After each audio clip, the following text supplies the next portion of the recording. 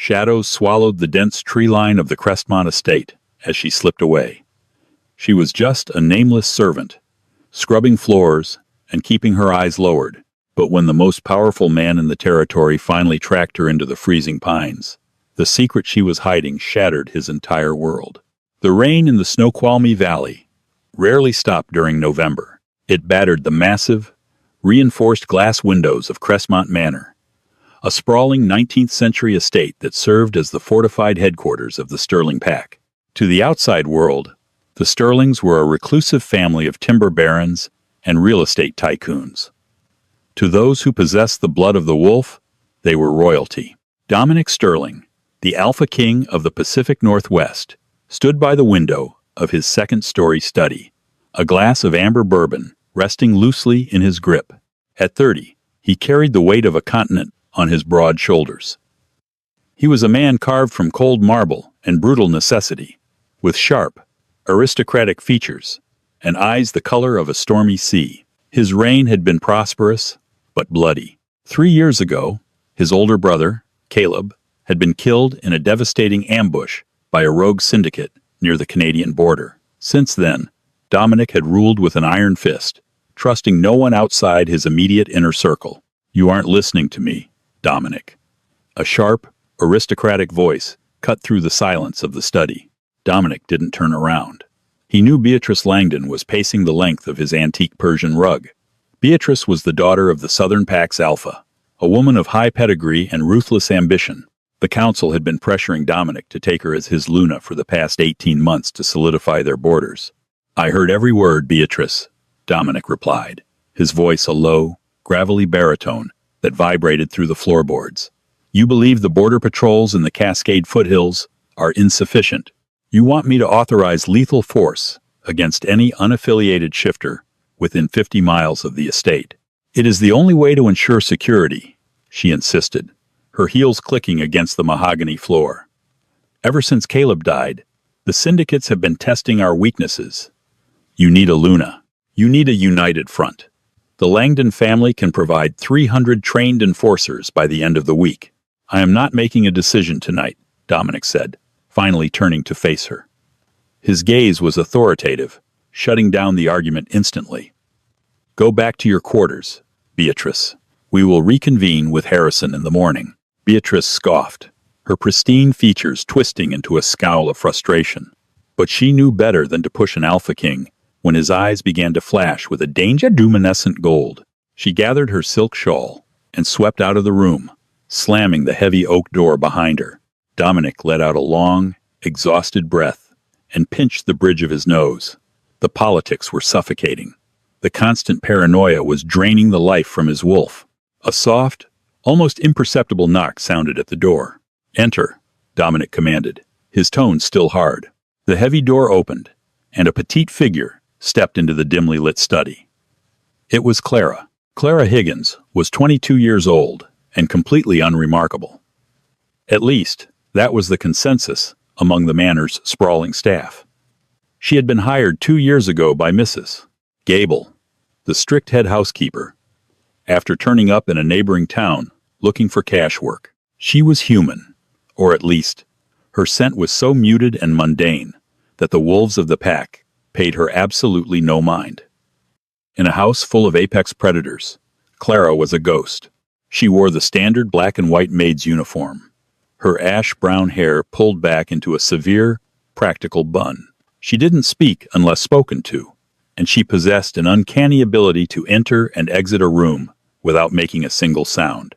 "I apologize for the intrusion, Alpha Sterling," Clara said. Her voice was soft, slightly raspy, and devoid of the trembling fear that most humans, and even lower-ranking wolves, displayed when addressing him. "Mrs. Gable requested I clear the fireplace and bring you fresh firewood for the night." "Go ahead," Dominic murmured, turning his attention back to the rain-slicked window. He listened to the quiet rustle of her movements. She was incredibly efficient. She didn't clatter the heavy iron poker, nor did she drop the ash. But as Dominic stood there, his heightened senses picked up something strange. Usually, the human staff reeked of anxiety, cheap soap, and the metallic tang of fear when they were alone with him. Clara smelled like none of those things. Beneath the sharp scent of the lemon polish she used, there was a faint, earthy aroma, rainwater, crushed pine needles, and something deeper, a smoky, wild scent that made Dominic's wolf stir restlessly in his chest. It was a scent that didn't belong on a meek, domestic servant. Dominic turned his head, watching her as she knelt by the hearth. The firelight danced across her pale skin. For a fraction of a second, the sleeve of her uniform rode up, revealing a jagged, silver-white scar curving around her forearm. It wasn't a burn from a kitchen accident. Dominic had seen enough war to know what that was. It was a claw mark. A deep one, healed poorly, left by a massive wolf. Before he could ask, Clara sharply pulled her sleeve down, hiding the scarred tissue. She stood up, brushing a speck of ash from her apron. "The fire is set, Alpha," she said, keeping her eyes respectfully lowered to his boots. "Will you be requiring anything else?" "Where did you get that scar, Clara?"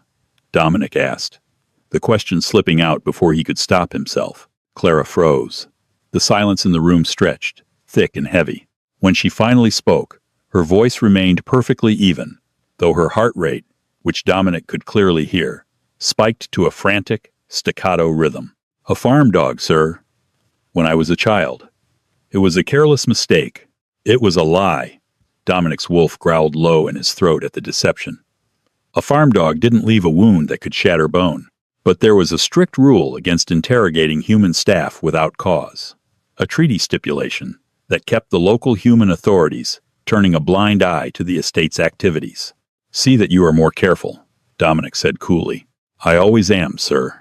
Good night." She backed out of the room, closing the door with a soft click. Dominic stared at the wood for a long time. There was an anomaly in his house. An anomaly named Clara. Later that evening, restlessness drove Dominic from his study. He walked the grand corridors of Crestmont Manor, the shadows stretching long under the dim sconces. As he passed the staff wing on the ground floor, he heard the sharp, scolding tone of Mrs. Gable. "You are late again, Clara. That is the third time this week," the head housekeeper snapped. Dominic paused, stepping into the alcove near the kitchens, entirely concealed by the darkness. "I'm sorry, Mrs.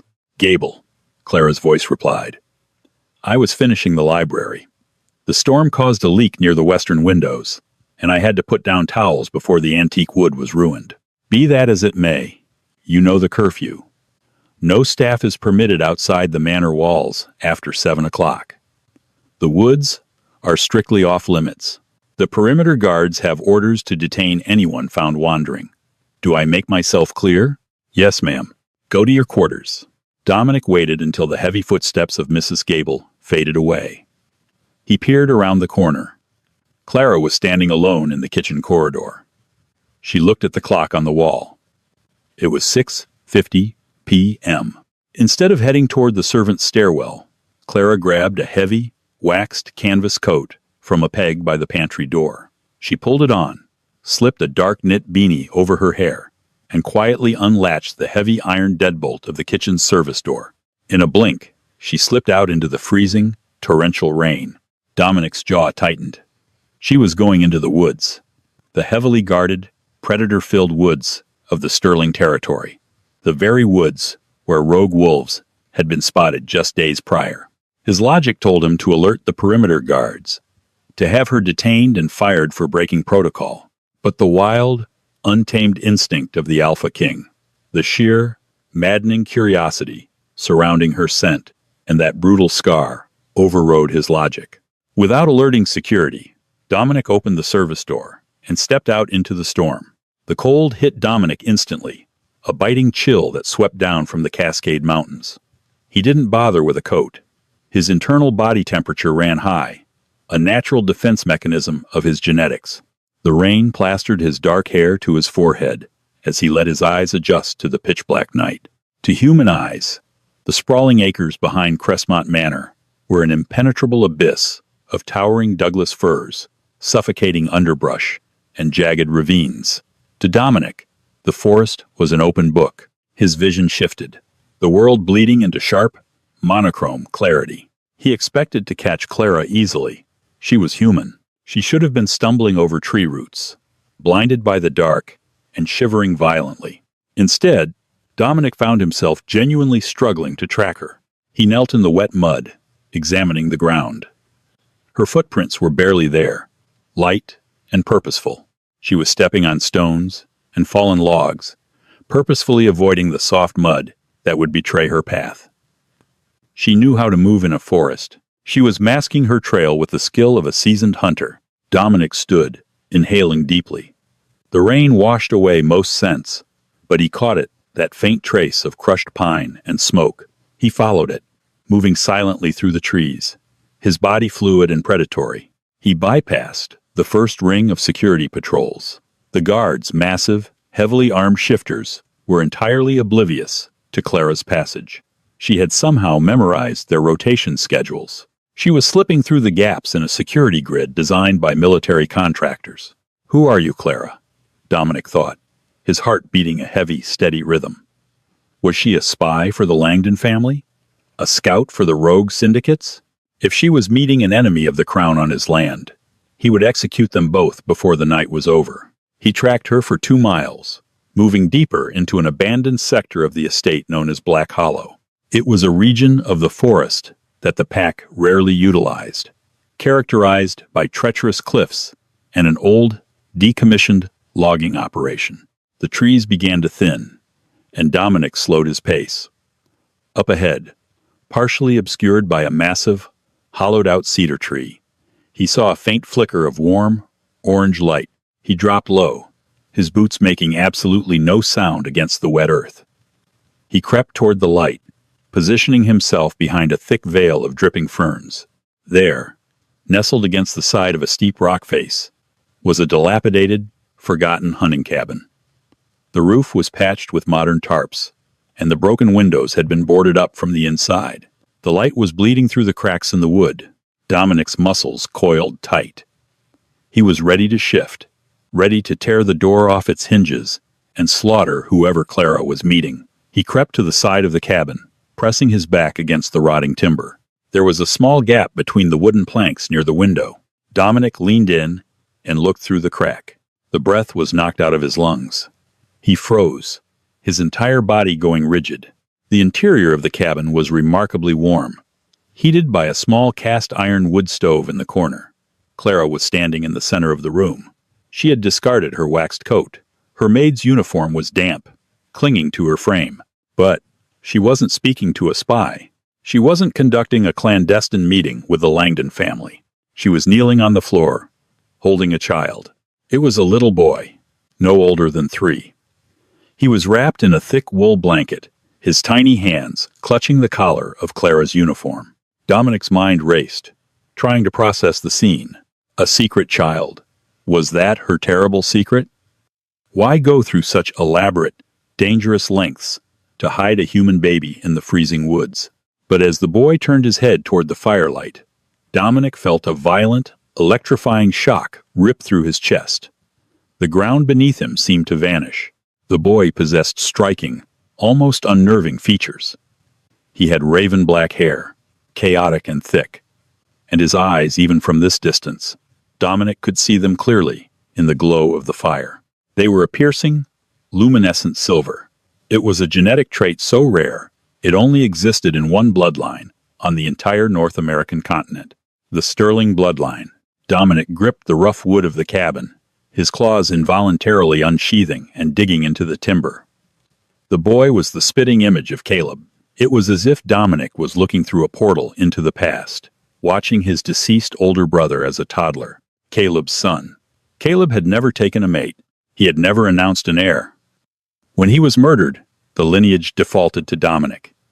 But if this boy was Caleb's biological child, he wasn't just a hidden secret. He was the rightful, true, alpha king of the Pacific Northwest Territories. Through the thin walls, Dominic heard Clara's voice. It wasn't the meek, subservient whisper of a maid. It was firm, exhausted, but laced with an undeniable, quiet authority. "I know it's cold, Leo," Clara said, brushing the dark hair from the boy's forehead. "But you have to stay quiet tonight. The patrols are moving closer to the ridge. Mama, the boy whispered, his silver eyes wide. The bad wolves. Are they coming? Clara pulled the boy tighter to her chest, her eyes flashing toward the boarded-up window, looking almost directly at the spot where Dominic was hiding. For a split second, Dominic saw her eyes shift. They didn't turn the amber of an Omega, or the gold of a standard Alpha. They flashed a blinding, icy white. They won't find us, Leo, Clara vowed, her voice vibrating with a latent, terrifying power that made the wooden floorboards of the cabin hum. I survived the slaughter of the Blackridge Pack. I survived the ambush that killed your father. I will burn this entire forest to the ground before I let Dominic Sterling or his council touch you. Dominic stepped back from the wall, the rain lashing against his face, entirely forgotten. His brother hadn't died in a random rogue attack. Clara was the sole survivor of the legendary, supposedly extinct, Blackridge Pack, a clan of purebred warrior wolves slaughtered 5 years ago. And the boy was the true heir to the throne Dominic currently sat upon. Clara believed Dominic was the enemy. She believed the Sterling Pack was hunting them. Dominic stared at his own hands, the rain washing the dirt from his skin, the history he had been fed by his advisors, by Harrison Caldwell, by the very council pressing him to marry Beatrice Langdon. It was all a lie. His brother was murdered by their own people, and this quiet maid had been living in the lion's den, hiding the air right under the noses of the assassins. A twig snapped loudly behind Dominic. He spun around, his golden alpha eyes flaring in the dark. Standing 10 feet away, stepping out from the shadows of the dense ferns, was Harrison Caldwell. The trusted advisor's face was twisted into a cold, predatory sneer, and behind him, the glowing eyes of a dozen heavily armed enforcers materialized in the darkness. I told you, Alpha, Harrison said smoothly, drawing a long, silver-edged blade from his coat. The human staff is nothing but trouble. It's a shame she wandered so far from the estate. Tragic, really, that she had to be put down by the Border Patrol. Dominic looked at Harrison, then back at the fragile walls of the cabin holding his brother's legacy. The world had shifted on its axis. The Alpha King didn't hesitate. He let out a deafening, earth-shattering roar, the sound ripping through the Snoqualmie Valley as he placed his body between the assassins and the door of the cabin. The real war had just begun. The heavy rain of the Mount Baker Snoqualmie National Forest felt like icy needles against Dominic's skin, but the cold was nothing compared to the freezing realization settling in his chest. Harrison Caldwell, the man who had mentored him, who had stood by his side at his brother Caleb's funeral, who had pushed for the alliance with the Langdon family. It had all been a meticulously crafted stage play. Harrison, Dominic's voice was a low, vibrating growl that seemed to emanate from the very earth beneath their feet. His eyes bled from storm gray to a terrifying, luminous gold. You orchestrated the border ambushes. You killed Caleb. Harrison offered a thin, patronizing smile, though he wisely took a half-step back, gesturing for his 12 enforcers to fan out in a semicircle around the cabin. Caleb was a visionary, Dominic, but he was weak. He wanted integration. He wanted to share our timber claims and real estate holdings with the human shell corporations. Do you know how much the Caldwell Enterprise Group stood to lose if he signed that treaty with the Canadian Pax? We would have lost control of the northern ports. I simply reorganized the board of directors by hiring rogues to slaughter your own Alpha, Dominic snarled, the bones in his hands cracking as his claws fully extended, tearing through the flesh of his fingertips. Business is often an ugly affair, Harrison said smoothly, the rain slicking his silver hair. He pointed his silver-edged blade at the dilapidated cabin. But this is a loose end I didn't anticipate. A Blackridge whore and a bastard pup hiding in the servants' quarters. When Briggs caught her scent lingering near the old Preston Mill ruins yesterday, I knew we had a rat. I just didn't realize it was the heir to the throne. Kill the Alpha. Burn the cabin with the girl and the boy inside. The 12 enforcers, massive, scarred mercenaries, loyal only to Harrison's deep pockets, lunged forward simultaneously. They expected the Alpha King to shift, to become the massive, shadowy wolf that dominated the territory. But Dominic, didn't have time to shed his human skin. Instead, he met the first attacker, a hulking brute named Carter, with brutal, devastating human force. Dominic ducked under a swinging silver machete, drove his fist into Carter's ribcage with the force of a freight train, and ripped the man's throat out with his bare, clawed hands. Blood sprayed hot and bright against the dark pines. Dominic spun, using Carter's falling body as a shield against a pair of throwing knives, before vaulting over a rotting cedar log and crashing into the next two enforcers. He was a blur of violence, fueled by years of repressed grief and the sudden, overwhelming instinct to protect the tiny life inside that cabin. But there were too many of them. A blade sliced a shallow line down Dominic's back, burning like hellfire silver. He stumbled, roaring in pain, as three wolves shifted into their beast forms. Massive timber wolves with foam dripping from their jaws, preparing to tear him apart. Suddenly, the wooden door of the cabin exploded outward in a shower of splintered timber. A blinding, icy white light seemed to erupt from the doorway. It wasn't a wolf that stepped out, but Clara. She was no longer the meek, invisible maid. The air around her violently distorted, humming with a kinetic pressure that made the rain hover in midair. Her ash-brown hair whipped around her face, and her eyes burned with a pure, white-hot luminescence. The Black Ridge Pack hadn't just been warriors. They were born channelers, capable of drawing energy from the earth itself. It was a bloodline trait, thought to be entirely extinct. Clara raised her scarred arm. The earth beneath the three charging timber wolves suddenly ruptured. Massive, jagged roots of the ancient Douglas firs violently tore through the topsoil like wooden spears, impaling two of the wolves instantly and sending the third crashing into a boulder with a sickening crunch. Harrison stumbled backward, his smug demeanor vanishing into a mask of pure terror. "Shoot her! Shoot the witch!" he screamed. The remaining enforcers raised their firearms, loaded with silver hollow points, but Dominic was already moving. Empowered by the distraction, he let his beast take over. His spine lengthened, his muscles expanding exponentially, tearing through his clothes. In a fraction of a second, an 800-pound alpha wolf, black as a starless night, stood in his place. Dominic moved faster than the eye could track. He tore through the gunman, his massive jaws snapping bone and crushing steel weaponry. It was a massacre. The silence of the forest was replaced by the horrific sounds of tearing flesh and screams, until only the heavy, rhythmic drumming of the rain remained. Harrison was gone. The coward had fled into the dense underbrush.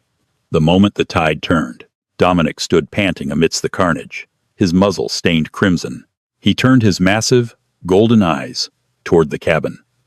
Clara was on her knees in the mud, gasping for air, the brilliant white light fading from her eyes.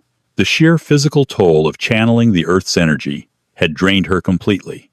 Dominic shifted back to his human form, ignoring his nakedness and the searing pain of the silver wound on his back. He walked slowly toward her, his hands raised in a gesture of peace. Clara flinched, trying to crawl back toward the ruined doorway of the cabin, where little Leo was crying silently, clutching his wool blanket. "Clara," Dominic said, his voice surprisingly gentle, cracking with emotion. "I swear on my life, I didn't know." Clara looked up at him, her chest heaving, rain mixing with the tears on her pale cheeks. She searched his stormy eyes, looking for the deception that had ruined her life. But all she saw in the Alpha King was a man completely broken by the revelation of his brother's betrayal and fiercely desperate to make it right. "They'll come back," Clara whispered, her voice trembling for the first time. "Harrison owns the security grid. He controls the perimeter. We are trapped." "No," Dominic said, reaching down and offering her his blood-stained hand. "I know this forest better than Harrison ever will. Get the boy. We are leaving the estate." They moved like ghosts through the darkest, most treacherous parts of the Snoqualmie Valley. Dominic carried Leo, the toddler tucked securely against his broad, warm chest, wrapped in Dominic's own heavy coat, which he had retrieved from a hidden supply cache. Clara followed closely, her steps completely silent despite her exhaustion. By 3 a.m., they reached their destination, an abandoned, reinforced bunker built into the side of the Issaquah Alps during the Cold War. It was an off-the-books asset, known only to the Alpha bloodline, originally intended to protect the pack's elders during human conflicts. Dominic punched a 16-digit code into the rusted keypad, hidden behind a veil of ivy. The heavy steel door groaned open, revealing a dry, climate-controlled space, stocked with medical supplies, military rations, and cots. Once the door was sealed and locked behind them, the immediate adrenaline began to crash. Clara collapsed onto a cot, shivering violently. Dominic quickly laid the sleeping Leo down on a separate bed, tucking a thermal blanket around the boy, before turning his attention to Clara. He retrieved a trauma kit from the wall. "Take off the uniform," he ordered softly. Clara hesitated, but her fingers were numb. Dominic knelt before her, gently batting her trembling hands away, and unbuttoned the ruined, damp fabric of her maid's dress. He kept his eyes entirely professional, focusing on the deep, bleeding laceration on her shoulder, where a piece of shrapnel from the cabin door had caught her. As he cleaned the wound with antiseptic, the silence in the bunker felt heavier than the concrete walls. "How did you meet Caleb?"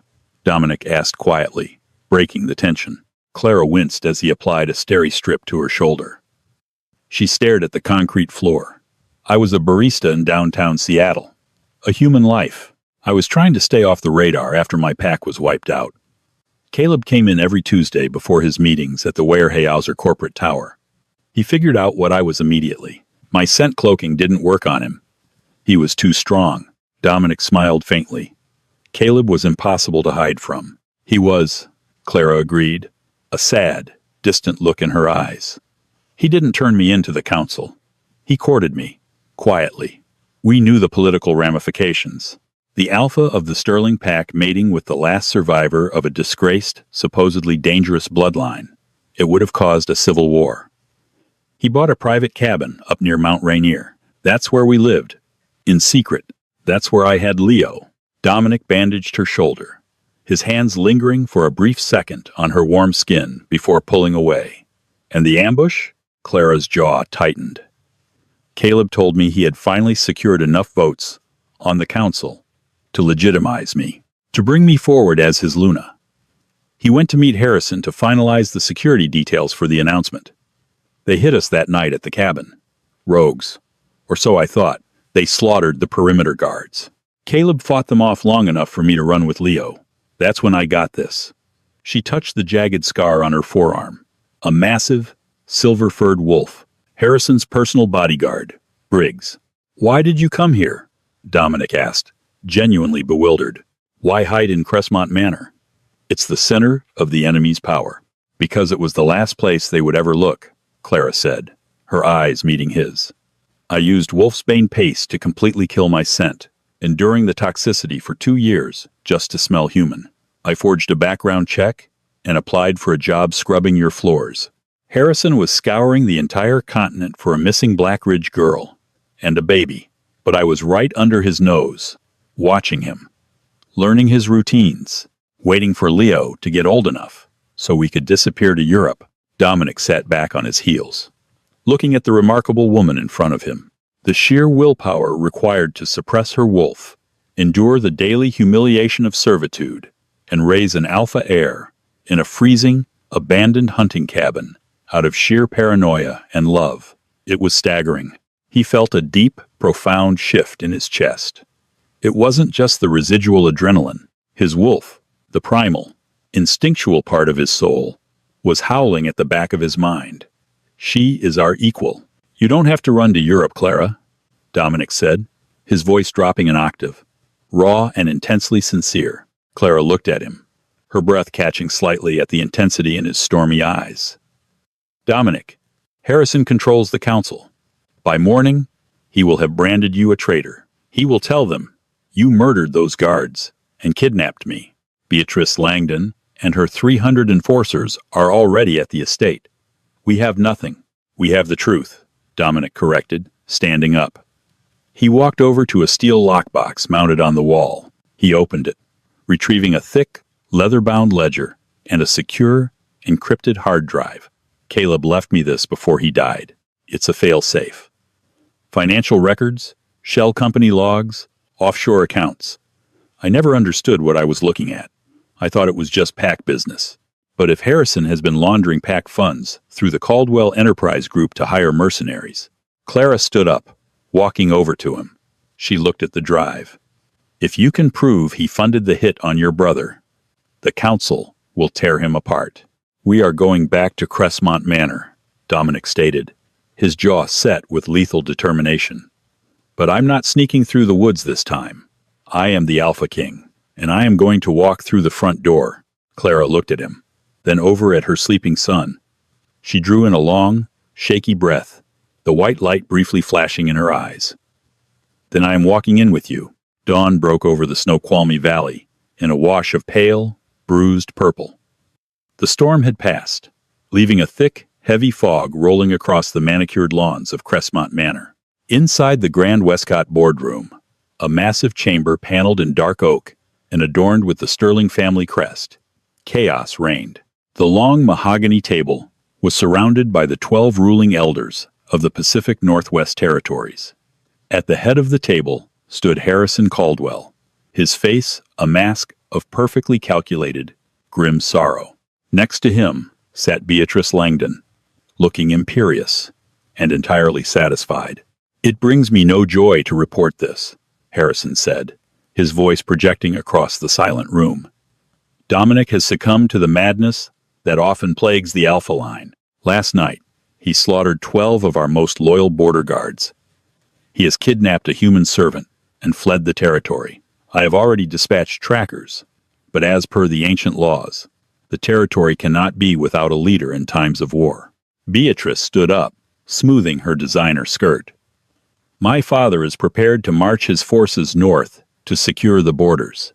In Dominic's absence, and given my prior engagement to the king, the Langdon family officially motions for Harrison Caldwell to be named regent until Dominic is captured and executed.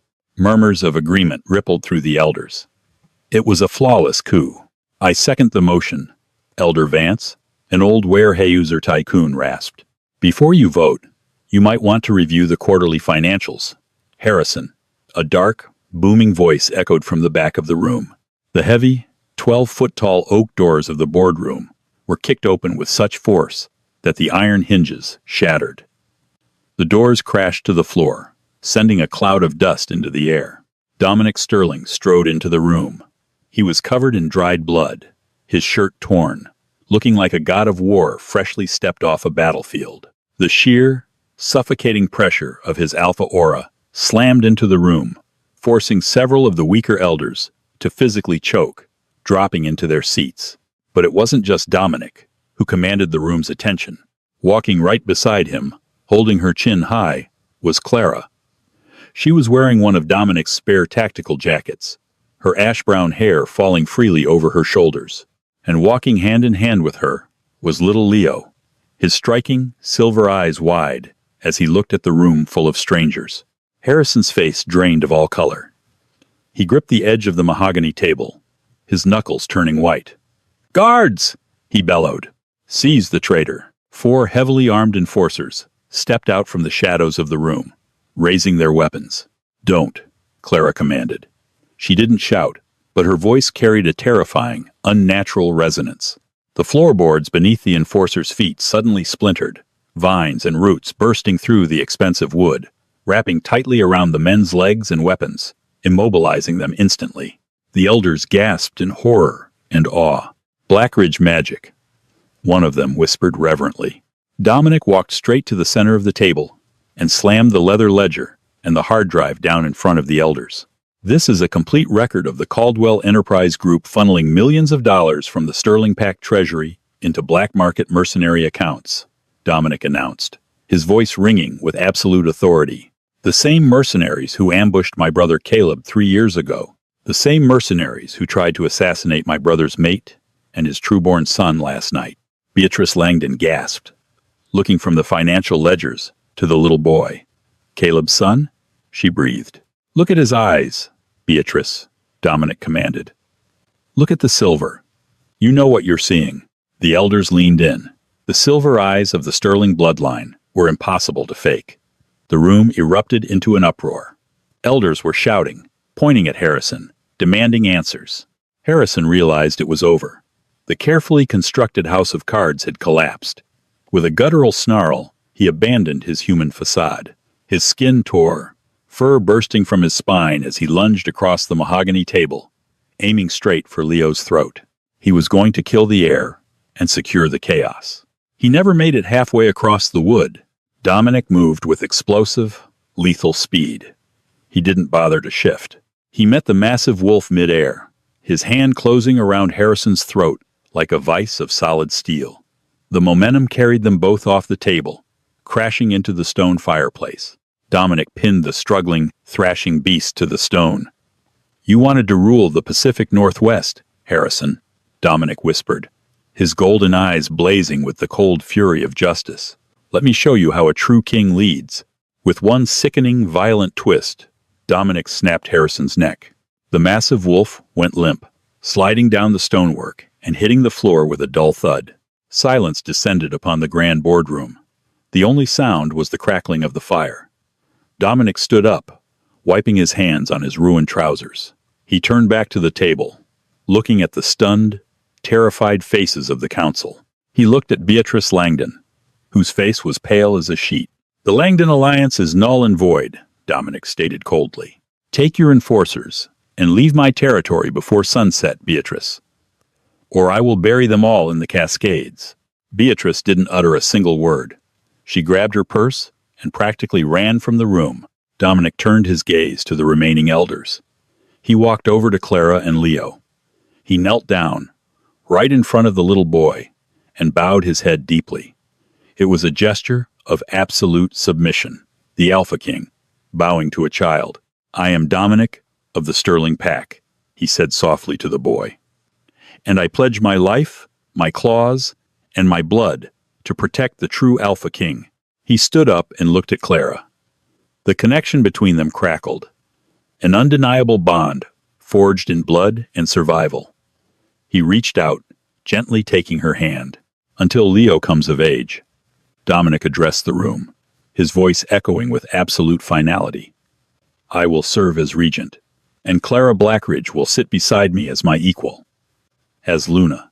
If anyone objects, you may step forward and join Harrison." No one moved. Slowly, one by one, the wealthy, powerful elders of the council stood up from their chairs.